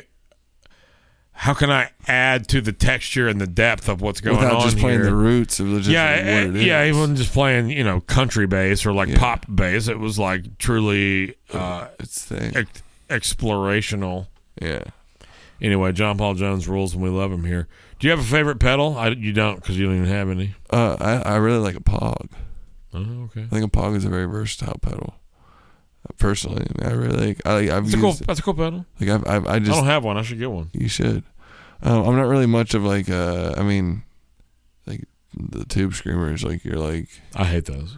But like they're like the premise of a lot of like your bougie overdrives now. Like they're the circuit. I don't like any of them. I don't like them. I never liked them. They and anyone that's ever listened to this podcast, I'm sure has heard me say this like on every episode. But this is my impression of an overdrive. Guitar, guitar, guitar. Now the overdrive is on. This is what a tube screamer sounds like. And now I turn it off, and I can hear myself again. But yeah, that's their problem. Like, but I realize that you don't run the drive higher than the volume, or I'm sorry, yeah, exactly. You don't run the drive. You run the drive low. Run the drive. Are you saying specifically for a tube screamer? Say a TS9. Like when I remember when my one buddy Rama, he was playing out, and he has he would run 2 overdrives. He'd run 2 stage. So he'd run like in your normal, and he would boom it up for like just a clean boost, more or less is what it would do. But he would never run the drive up past like 9 o'clock. Well, so it really just depends on what you're doing. And I used to follow rules like that, but the reality is to really figure out what you like about something, it's like when I get something, I'm turning every knob every way and like figuring out, because like, especially on a good sounding preamp and a pedal, like maybe the pedal's intended for high gain, but maybe the thing that it works best for is gain all the way down, volume all the way up. That's why I always use my overdrives with that. Like when I figured that idea of using it as that, and it completely changed. Like that's how I use all overdrive. Like the drive on an overdrive pedal to me is I would never go past like 9 o'clock, and so like but like I don't know, man. That was one of my like the TS9 was like that was the workhorse forever for me. Everybody loves those. I've had every iteration. I've hated all of them. That's why I don't have any now. There's one over there, but it's not mine. But when we had a gig downtown one time. It was during CMA Fest. It was like a 3-song turn and burn. Don't bring any backline. Backline is included, and they brought the backline they included was the Fender Bronco DSPs. Like, I don't know, randomly Bronco, Fender, whatever, Showman, whatever, the single 12 digital one big knob with like the presets, kind of like a shitty Kemper, like a just whatever. And I remember I was like, well, this is what we got. And I remember like, this is what we got. This is it. Yeah. I'm not bringing an amplifier. This is what we got. And I remember setting it up and making what, like, I don't know what I want, but I know what I don't want. Sure. And like I know there's some parameters that I definitely don't want. That this. It's like you're not willing to limit what you do want, but you know what you don't want. Yeah. So if you give me what you got, I get it, and I work with what I got. And I remember like afterwards, the guy from the next band was like, dude, your tone, man. Like, what's your amp, bro? And I'm like, I'm just using the backline. And like, it's just like, and it's like a $300 like digital, no tubes, nothing on it. And so like with the pedals and stuff, I've always just kind of like, the one pedal I have a really hard time wrangling in, I will say, is like a big muff. I've never owned one of those. I don't use a lot of fuzz. I like it. It's tricky to do fuzz. I usually will stack overdrives and like back the tone off, which is not fuzz, but it's like it gets that like spitty kind of throaty thing going on. Yeah, but like only time I would ever use a fuzz would be like with a Pog or like saying, I think the Pog. I mean, like you said, favorite pedal. Like the Pog, like I think like is in function. It has a lot of like abilities to. I don't know. You can push it with a preamp. You can get all the different octaves. Yeah, and that one with the faders is cool, man. Like it got like swelling high octave swelling. I mean, there's a lot of like more than just like playing organ sounds with it, you know. Sure. More than just playing with your organ. You go blind. You heard it here first. Don't. What's your favorite thing about being a musician? And make this answer short, and then I'll have to stop this and start this over. That's fine. My favorite thing about being a musician is getting able to like get a foot in the door of conversations with people that I normally wouldn't have a conversation with just because music is involved. Like you get to travel around, and a lot of people like normally wouldn't give you bat you an eye or like have any reason to talk to you. But like if you start playing the guitar, it seems that people just seem to congregate towards you and tell you about stuff and talk to you about all kind of, you know. Oh, my brother played guitar. I got a guitar. You know, it's always just seems to be like. You ever heard of Freddie Fender? Yeah, my brother played with Keith Whitley for My brother used to drive the bus for Keith Whitley's brother's daughter's bus. Yeah, back when on the way to school. Yeah. Have you heard of him? You heard of him before? Yeah, I got a Fender. You know, he's got an OnlyFans. What? Deer and beer. All right. Okay, so what's your least favorite thing about being a musician? Just the stigma that goes along with just what people just think is what Elaborate. it is. Oh, it's just like people think it's just like beer drinking, hell raising, and horror. Just a party. Yeah. Not sitting in airports and green rooms. Well, yeah, like it's even like something vans. Like, you don't even work for a living. You play music. Or sitting in your room practicing the same shit over and over and over again for, I don't know, your whole life. Yeah, or just like the act of turning into something that I'm passionate about into something that I got to make a living with. You know, like it's just there's parts about that just get a little bit bittersweet. Everything becomes work at a certain point. To a certain point. But you know, I don't think my pops was real passionate about making steel. You know, not as passionate as I am about making music. Different. Yeah, passion, same. With my dad, he's a huge guitar fan. He's a banker. Yeah.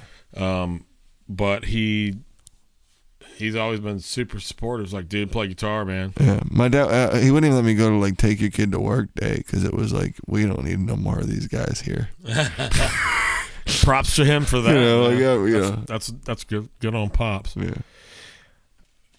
What tip, either from a business perspective or just a general career guidance, would you give to somebody? Let's say somebody getting out of Berkeley trying to figure out where to go, or let's say somebody that just got to Nashville. What advice would you give that person? We're talking like a working side man. I mean, don't let your ego get in the way of making a living, and there's a lot of gigs that can keep your lights on that are more on brand and, let's say, you know, making a living making music than waiting tables. I'm not knocking that hustle by any means, but like there's a lot of people that won't look at playing a bullshit gig downtown or whatever it is when they don't realize that $350, $400 that you're making in that night is a lot more conducive to what you need to be doing as a musician than waiting tables and getting drinks for somebody. Totally. You know, and like half the battle is finding time to make time to do it. And like like if you're going home tired from doing this job that you're making $80, you don't want to go home after an 8-hour shift waiting tables or bartending or working at Target or whatever, and like, all right, now I'm going to spend 6 hours working on my craft. Yeah, and I feel like there's a little bit of You're going to be like, I'm going to get a 6-pack. I'm going to sit in front of the TV until I pass out or until Papa John's delivers this pizza. And there's a little romanticized idea, I feel like, in Nashville a little bit with the idea of like you know, like, oh, well, so-and-so was a waitress until so-and-so found them. Sherry was a waitress at the only joint in town. Had a reputation. Yeah, like there's that little girl bit. who been around. Oh, golly, nobody wants to be Cheryl. But no, but they, like that kind of, you know, there's that whole thing. And I mean, done a lot of singing tonight. I apologize. I like the inserts. Singing. I feel like I'm on like Rent or something, you know, like it's just like 525,600 minutes. But you're welcome. You don't get that 8 seconds back. Nope. But I think that's the big thing I would say is that just like, you know, it might not feel the way you want it to feel when you're doing it, but if you're doing it, that's half the battle. You know, like, you know, that's all. Totally. That's good. That's a good tip. That's a fairly new question, so thank you for answering that. Yeah. As a live musician, do you have a venue where you're like, oh my God, this is the best place I've ever played? Which, like, favorite venue is the question, but that's. I really like playing this place in Conway, Arkansas with my buddy Barrett called Kings. My buddy Marcus owns it. It's our buddy Marcus owns it. It's actually Barrett's buddy Marcus owns it. Some guy I once met named Marcus owns it. No, Marcus owns it, but Marcus is Barrett's. Like, they go way back. I go back, but not just way back. You know, it's just different back. Somebody slapping my greenery. Shit, I didn't realize it. That's real live ones too. They ain't even fake. That's real succulents. I put water in them. I believe water. I watered them. But that place is really fun. It's a cool room. Conway, Arkansas is pretty cool. But I play every Tuesday. I'm not just like plugging my own show, but I play every Tuesday at a Hotel Indigo, and I've been playing there for so many years that it's just kind of like a pair of shoes you put on. You know, like it always just kind of like I know how to dial in the room with the PA, and I know how to get it, you know, feeling right. It might not always be the best crowd. Sometimes it's hit or miss. Sometimes, hotel crowds are hit or miss. Yeah, even in Nashville, where everyone is in a hotel. And sometimes it'll be packed, everybody will care. Sometimes it'll be packed, nobody will care. Somebody will be dead, and everybody will care. So, you know, it's just like every incarnation of the combination is you can have it. And but that room, it feels comfy for me.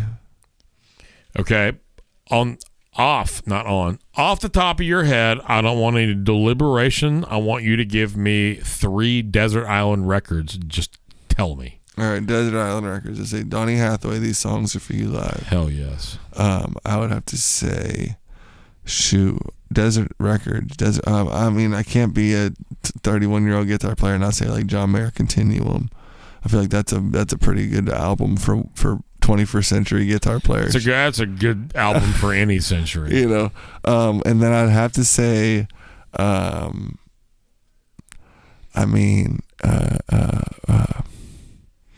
shoot, you only get one more. What else you want to listen to on that island, son? I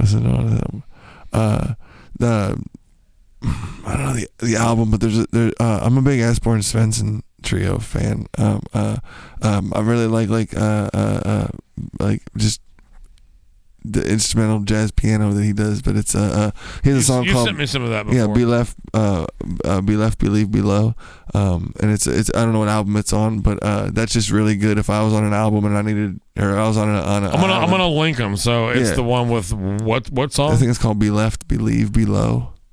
I can send you the link or whatever. Yeah, do that. But it's a cool or Be Left Below Believe. It's those 3 words in some order, but it's just really good listening to music. It's Asborn Svensson Trio. I do remember you sending me that. Do you have a guilty pleasure music that you like? My guilty pleasure music. Yeah. So, for example, if that doesn't make sense, like, you know, it's a stupid question because if you like it, you like it, and you don't have to qualify that to anybody. They can all kiss my ass and they can kiss whoever's ass. But like, A record that I really like that someone would consider guilty pleasure music is the No Strings Attached record by NSYNC. Okay. I think it's a masterpiece, but that's not something that you expect to hear somebody that looks like me, who's been playing music for 20 years, say is a record that they really like. But it's fucking spectacular. That was a good album. That was when they were all looked like little. Yeah, I know that whole album, man. That was a good album. It's a spectacular record. Yeah. The songs are great. The performances is great. Whoever engineered it and recorded it, produced it, was all great. Does it have to be a specific album, or does it have to be like? I mean, because honestly, I would feel like I have a really soft spot in my heart for like early '90s rock right now. I mean, like my brother was 10 years older than me, man. So a lot of his music, like Pearl Jam and like Nirvana and stuff, is like. I'm not 10 years older than you, but I'm close, and that's my wheelhouse for sure. I say if not even. I don't even feel bad about guilty pleasure, but I mean, I think that the Nirvana Unplugged album is really like some shit. It's amazing, man. You ever listen to the Bleach record? You should listen to that. Yeah. On your way home. On my way home. It's out, son. Yeah. I just read this next question and realized that I skipped over a really important part of your musical journey, and that's the voice thing. Yeah, man. What year was that? 2017? Yeah, 2017. 2017. Can you just talk about that experience briefly? Yeah, man. I had my buddy Nolan. I was playing with him one night, and I got a message, and he sent in some stuff to a producer there at the show, and they reached out and we were talking about. Would you be interested in auditioning for this? And at that point, I was just making a living playing with artists, and it wasn't broke. I was 27, but it could be fixed, I guess, a little bit. I just wasn't. I didn't need it, but it was a cool opportunity, and so I just kept saying yes until they told me no. And then I went to the cattle call. I didn't have to do the waiting and whatever. I had an appointment. And then I met with the producers and stuff, and I realized, what this is about. And every time I remember getting emails, being like, "Really, man? Like me? Like this is Nashville, Tennessee. Like y'all want me? Like I just play guitar and holler in a microphone. Like I do what I do to make a living, but like me on a singing show? Like y'all are crazy." I do what I do and holler in a microphone. Like I'm not thinking about like doing on that kind of level. Like I never likened myself like a Pavarotti or anything, But they, whatever. Yeah, like I never was that guy. Man, I was just making a living, trying to pay my bills or whatever. But singing what I needed to sing to make a living. But they reached out and they liked some of my covers. They kept responding and said, "Hey, you made it through. We, went out to California for a little bit, made it, came back." What tunes were you covering?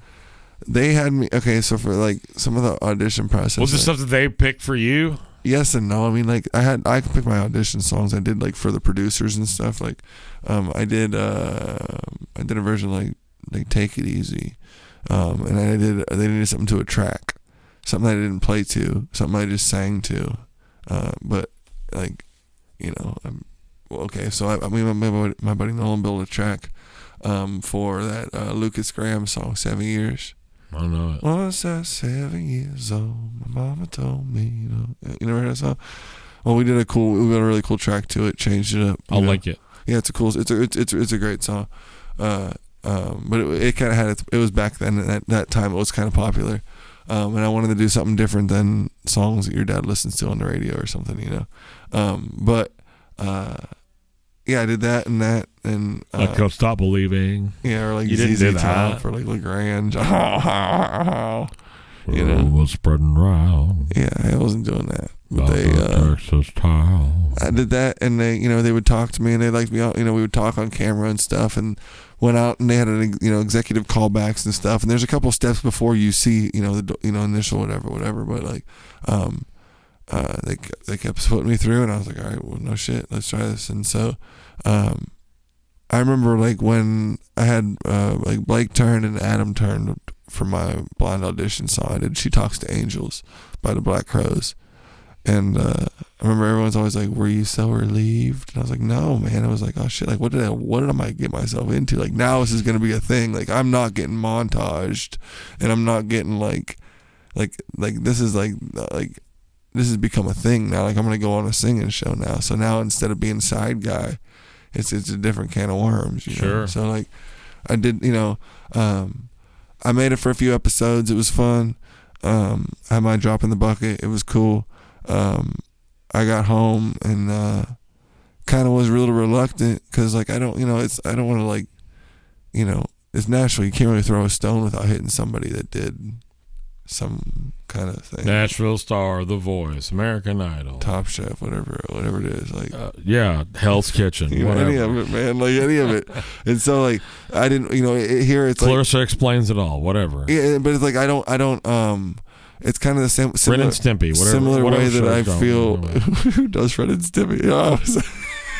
I was on episode 6 of Ren and Stimpy. Cosby Show, whatever. Whatever you have to do. I wouldn't remember that. Three's Company, whatever show you're talking about. Yeah, 2.5 Men. But The Wire, I remember like I came back and it was the same similar feeling I have with like Berkeley. It was like, I mean, like I'm grateful for my experience and stuff, but like coming down here, like there's people who don't. I don't laid off with that, like there's people who didn't go with that, who never went there, who can play circles around me. Like there's people who don't, like, just because I went there doesn't mean anything. Like just because I did The Voice doesn't mean I'm open. I'm owed anything, like just because I went to Berkeley doesn't mean I'm owed anything. Like it's still a hustle no matter what. It's still a marathon for everybody. And like some of my favorite players weren't they weren't your learned players. They were like just guys that play guitar really good, and so did you make it where you were like on the show competing against people? Yeah. Like, okay, how many episodes did you do? She did no research on me, Bobby. I'm just kidding. No, I didn't. I don't blame you. If I already knew the answers, what's the point in having you? Exactly. Yeah, what are you here for, dude? Get off my lawn. Yeah, just you sitting talking about me in front of a camera. So remember that time when you? No, I made a team. I battled a guy. What team? I was on Team Blake. Okay. I battled a guy, my buddy Mitch, and Tenpenny. No. He wasn't on a season. You're just gonna drop. He's actually like he's out there doing his own thing. Don't put the voice of Juju on Mitch Tenpenny. Golly. Look, the way my brain works, someone says a name. If I don't know who they're talking about, I just the last name that comes into my head. It was the voice battle I did with Mitch Mitchell. You don't know that one? Oh no, I forgot about that one. Was it a drum battle? No, it was a voice battle. I beatboxed. Oh, that makes sense. Yeah. Actually, that makes a lot of sense. Me and Bobby McFerrin. No, we and my buddy Mitch did a song. Don't worry, dude. Be happy. Yeah. Don't worry. Sorry. That's what. I love Bobby McFerrin, by the way. So good. Have you ever heard that tune he did with the Yellow Jackets? It's called Summer Song or something like that. Note to self, link that. Link to Summer Song. It's bad. He's not like singing words. He's just like being an instrument. Yeah. Well, Lionel, as he does. Lionel Lewicki does that too, and he's playing. I mean, you ever check him out? Yeah, but Lionel Lewicki actually also plays the dog shit out of a guitar. Yeah, but and Bobby McFerrin plays the dog shit out of his own brain, and he's like does things with his fingers to like tell his brain what he's doing. It's real weird, and there's no one better. Yeah, I mean he at that. It's insane. Like, also note to self: link Bobby McFerrin singing Bach. Have you ever seen that video? It's like a TED Talks or something. And he did clinics at Berkeley all the time. Well, then it may be a clinic, but he's like in this giant auditorium, and he's just like singing a violin partita number 2 or something. And his big video that went viral, amazing. The TED Talk was the predictive, like knowing melodies like as a group. It was like he would where where it's going to go as a group, as a collective. It was some he's like musical intuition, kind of as a group, as a collective. That's interesting. Yeah, that's an interesting concept to pursue. Talking about like pentatonics or something. I think it was pentatonics. Was he was talking about how it's in everybody's like. Yeah, it was kind of cool, but Some of the best gigs I've ever been on is with like people that just have really big ears, and everybody can just kind of hear where everyone else is going, and you end up in the same spots. You push where pushes don't go together, and things like that. Like that's a great feeling. I feel like that's like the pinnacle of live performance. Well, really. growing up in like Northeast Ohio and playing out there, like there was no pressure on that shit. So I feel like I had a good group. Like my brother played bass, my buddy Nick Sonato played drums, and like shout out to Nick. Nick is badass, man. Nick is a monster. But scary. Ooh, boo. Yeah, I take my shout out back. I don't want to be scared, no. Nick. God. He was just a unicorn in the area for drums. Like, and he's here now. He plays a band called Nightly, and they kick ass. Wait, hang on. Wait, I have one more question about the voice. Yeah, go, sorry. So, were you playing guitar on that at all? Yeah, I really tried to do it as much as I could. I would hope you probably pushed for that. Be like, hey, by the way, I can do the shit out of this. Yeah, but they also like, I mean, it's a singing show, so like you have like 90 seconds, and like they weren't really like, it was not. You don't need a guitar, but you could like play a 2-bar intro, and everybody like, oh, and then sing, and they'll be like, oh. Yeah, and you should have let me be in charge. Where were you? No, they. I was here. I played a guitar, and I never not had one. I never not held one. My blind audition, I played electric. I played electric on all of them. Oh, really? Did you play that one? On 2 of them. I had a PRS on 1 of them. Oh, okay. And my buddy Mitch played my J45 on some TV shots. But I made a team Blake. I battled my buddy Mitch, and then whatever. I feel battle sounds so violent. It's like we like till one of you bled out. Yeah. He choked me out, and then Adam, he beat you. Yeah, and then Adam stole me. Oh, so then I got stolen on the team Adam, and then they paired me against this young girl that sings like an angel, and I did All Along the Watchtower. But like you pick the song, but you don't. They clear the song. I mean, I'm not gonna say anymore, but like that is what it is. Like they you pick it, but like they clear it. So like if they don't think it's a good idea, they're gonna be like, yeah. But also like they can be like, here's your song. It's already cleared. You know, like you pick songs at the beginning that you want to do, and then they pick from that list. But like you don't. Sure. It's not like you are like, this is my passionate song that I'm gonna do. Like it has to be cleared. It's TV. I mean, like there's parts of it. You're not gonna be doing the song I just wrote earlier this morning. Yeah, like and they don't lie to anybody, baby. But they don't full truth everybody. You know, like they're not like people. Well, make no mistake, the show is in it to promote itself, and everyone else be damned. So you'll fall in line, or you won't. Yeah, and like people don't think about the business of putting on a show like that. Like they don't realize that like yeah, it's it's like there's millions of viewers for that show, and the network and the labels and the clearance and all that stuff. And what they're paying for is the drama and to see their favorite celebrities freak out over someone's talent, whether that person actually is that talented or not. Yeah, it's a show, and it was. I've definitely seen them not be excited over someone that was amazing. I take that back. It's rare that they're unexcited about someone as amazing. It is less rare where they're very excited about someone who is not amazing. I don't think it's conducive to the artistic, like the process isn't really conducive to like how I music personally. It's testing a different skill set. Yeah, and like they have a lot. I mean, yeah, like there's to be able to fit something creative and artistic in a statement in 90 seconds, it's gonna be hard. I mean, I remember like when we were working on one of my songs, it was like you know, we're like 107 seconds. We got to cut 17 seconds off a song, and it's like, what are you gonna do? It's like you cut a measure out, now a 4-bar phrase is now a 3-bar phrase, and now it's like that just feels weird naturally. Like I wouldn't do that, you know. Like you can make it like TV hard ends, like that stuff. Or like the stuff. It's like, well, let's bump it up a BPM. Well, it's like if you bump it up a BPM, like we've been in the studio together. Like you bump it up, you're like, nah, this ain't right. Let's bump it back. It's like, well, no, we don't have that luxury. Like if you bump it up and take the measure out, and it's 90 seconds, that's it. You sing it down, bro. You know, is what it is. And so like it's not really conducive to people really to have a moment like or unless you know how to harness it. I could not know how to harness it. I don't know. Like I don't really have a. It's a weird thing to know how. It's like you have to turn it on. It's like knowing how to manipulate social media. The third day you were on it, Yeah, like it'd be one thing if that's what you were setting out to do your whole life, and you've auditioned several years and you finally made it, and you had this big plan, but you fall into something like what are you supposed to do? Yeah, and like it wasn't really what I like. I don't want to say that young me didn't want to be like noted for what I'm doing musically, but like it wasn't like I wanted. Like I the older I get, the less I want to be quote unquote famous. Sure. Like I love people respecting me for what I do, and I'm grateful, for what I do for a living. But like the desire to be so much in the spotlight. And I was younger than I was. Obviously, that's how years work. But I feel like a lot of us are just wanting to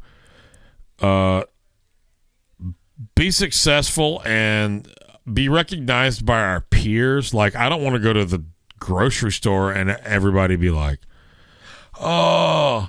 But like I noticed, like when I got off The Voice, like you don't want to be Garth Brooks. You want to be Garth Brooks' guitar player that doesn't get noticed out and about. You can still live your life, but when you need to flop your Garth Brooks guitar player card out, you'd be like, by God, that's it. And we've on this podcast, there's been plenty of dudes with huge gigs and like huge session careers and whatever, and we've all done big shows, we've all done small shows, but I don't think that, I think that the general consensus is like not fame, but earn a comfortable living, perfecting your craft and doing it at a high level. Yeah, because the fame part of it is like it's fleeting. Because like I remember when what's it worth? It's worth nothing. I remember being like a week or a month or whatever to say off the show, and like I remember being like walking through the Target parking lot, and like I was up in Ohio, they responded a little differently than down in Nashville, just because there was like 12 people down here who were on Team Blake or whatever. Like up in Ohio, that wasn't the case. Sure. So I remember walking and being like up at the whatever mall or whatever, going out to my car, and some lady stopped me and be like, "Oh my God, I loved you on American Idol. I voted for you every week. I couldn't. I was like, and I get it, but like there was no like. She's like, I called in all the time. Like, there was no calling. Like I didn't make it to that phase. Like, and it wasn't American Idol, it was The Voice. Like I appreciate it, but it's like you get like a level. Thanks for not knowing anything about me. Yeah, but there's a sentiment there, but there is definitely like there's a feeling of like she noticed me. I mean, she recognized me, but like it wasn't for like. I thought I just heard voices. That was freaky. I probably did talk to your therapist. I think, but it was like there's this like level of like people know you but they don't know you, and like that's kind of what it is, and like pull the curtain back on that a little bit for you. Yeah, and so like when I have the opportunity now, if I can get my foot in the door for whatever it's worth to whatever from The Voice, whatever it is, and then be able to bring them into what I actually do. Which is not 90-second songs by any means. Sure. At least 6-8 minutes. Yeah, it's like there's points like, did he forget lyrics? What is going on? Like, sing a verse or something. And like that's what you've not done a downtown gig until you've sang the same verse 3 times. Yeah, it's Come Together is that. Hopefully you're doing that one REM song, but no, I'm singing Come Together. That's always the song for me. I always sing the same verse for Come Together. Well, there's only 5 or 6 of them. Yeah, I don't know if I'm like, oh no, Sideboard or Voodoo Sidjo, Mojo, Sideboard, Muddy Water. I don't know what the hell this got. Man, speaking of Mojo Sideboard, I got one final question for you. We're going to get you out of here before we run out of time on this camera again. Mm-hmm. I am recording this, I think. Yeah, you are. You better be. Okay, yeah, we're good. If you're not, I quit. All right, so this is the last question of the questions that since I forgot to ask you about The Voice, that would have been after all those other questions if I had any idea what I was doing editing as a host of a podcast. So we're calling it the King's Corner, and you have to pick one. Albert, BB, Freddie, Earl, Carol, or King's X? I would say BB. Just hands down. I mean, like BB, like that was like I've seen him live old. I mean, I've never seen him young because I wasn't around, but like I saw him live old as well. Yeah, and like it was like like sitting down, BB. Yeah, like sitting there just singing like Thrill is gone, just not playing his back of his hand more than he's playing his guitar. It was like he'd pick it up and just play a little bit, play a solo, and then he'd pick it up and go, bang. Yeah. you know. One of the most impactful notes that anyone ever played. I remember like the first time I hear note. like young BB though, and be like, damn, he burns. Like young BB used to play his ass. I mean, old BB played his ass off, but like Live in Cook County, you know that record? Yeah, when he's playing in prison. Yeah. I mean, like everybody's like, everybody. You hear famous guitar players talk about Live at the Regal as their favorite BB record and did something for them, and it's fine. But Live at Cook County's got way more stank and like soul going on. I think about like just the nature. How blue can you get? And I think the nature of like how I want to, like how I think guitar. Ever since the day we met, hopping down on it, baby. I just think as far as like the mentality of being a guitar player, like I've seen videos of BB just like breaking a string and changing it on stage. Like it's like almost a similar like, same feeling I get when I watch like Danny Gatton. You know, it's like BB was the king, pun intended, of breaking a string and then talking while he's changing it. Yeah, like it's just like that mentality of like just like that he has a very like it's like a working musician mentality of stuff where it's like he's not like a diva. I mean, he's just like working class. Well, I'll tell you what he's not, and that's like anybody else. He's BB the king. BB is the king, dude. Speaking of kings, our guest today, Dennis Drummond, Warren, Ohio. That's Dennis. Bump fist. Thanks so much. Shout Thanks out for having to me, man. Youngstown Coffee. Great Legs and Modern Methods for the Christmas throwback in the middle of summertime. Nothing like a little Christmas beer in the middle of summer to get you going. Dennis's links will be in the show notes like usual. We got t-shirts. Check out the website. It's robertmillermedia.com, and you can find the Gear and Beer page there. And there's a shop you can get Rob Miller shirts as well as Gear and Beer shirts. As always, thanks for watching Gear and Beer, and we'll see you next time. Are you still selling your socks and stuff too? Yeah, I sell my socks, but only after I'm done wearing them. Okay, all right. And those will be available for sale as well. Thank you. Good night.